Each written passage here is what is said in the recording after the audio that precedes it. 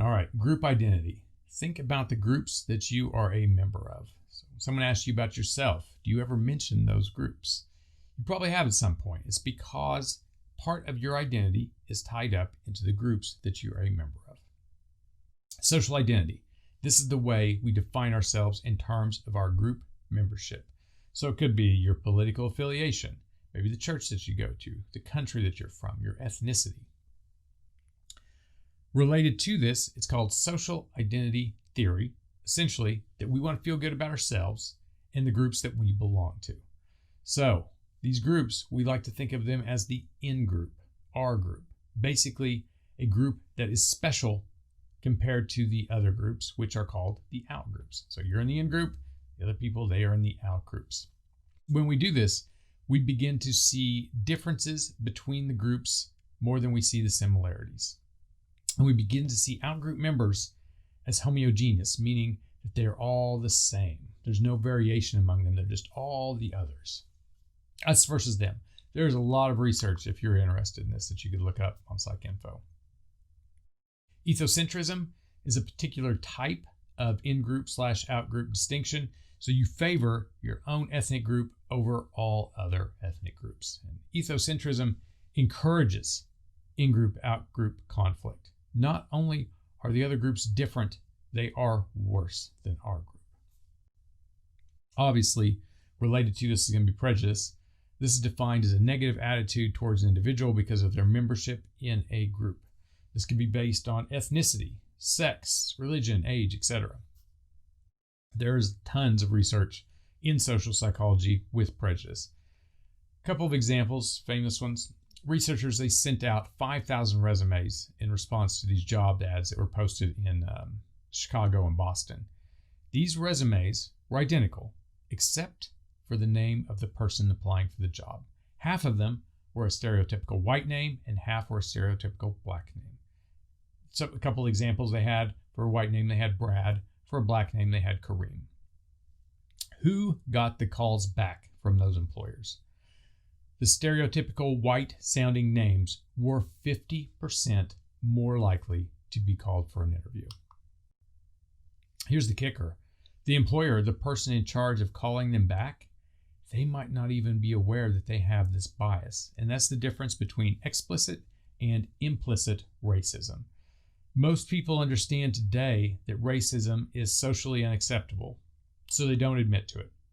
Explicit racism would be that, openly holding racist ideas. Implicit racism, on the other hand, these are attitudes that exist at a deeper, more hidden level, even hidden maybe from the individual. So the person that's picking Brad over Kareem might be doing that at an implicit level and might not even be aware of it. There is research into implicit racism. You might look at the implicit association test. There's also research in what they call the weapons bias effect. I'll discuss that maybe on the next slide. So, why do people develop prejudice? There are a few theories on this. One, conflict between groups is as old as time, especially over things like resources, and we have inherited that type of mentality. There's also cultural learning. Children can become prejudiced because they learn it from their family and their friends. And finally, our limited information processing abilities. Again, we're cognitive misers. If we can shove people into a category without having to really think about them as an individual, it saves us a lot of cognitive resources. Related to prejudice is going to be discrimination, which is defined as a harmful act towards a member of a group just because they belong to that group. So what are some ways to improve intergroup relations? The book talks about a couple: the optimal group contact and changing the prejudice habit. For the optimal group contact, one way to get over prejudice is to actually get to know others better. Contact by itself doesn't necessarily make things better.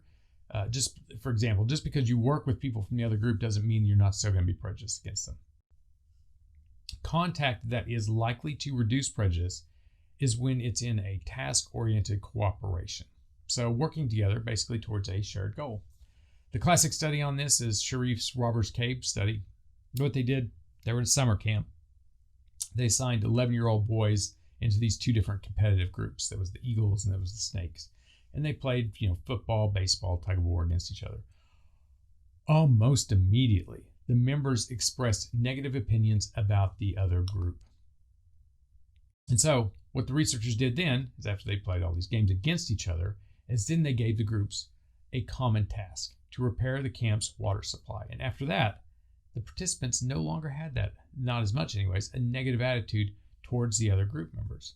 They learned that they weren't just the others, they weren't just the out group, they were also individuals too, instead of just members of that other group. They have also done studies like this in real life situations in various schools where they give them shared cooperative goals, kids that are from different groups, and they saw increases in self-esteem, better academic performance, friendship among classmates, improved perceptions of the other students. So this type of shared goal stuff not only works in constructed situations, but it can also be used in real life situations in schools with younger kids. Okay, on the next slide, we'll talk a little bit about close relationships.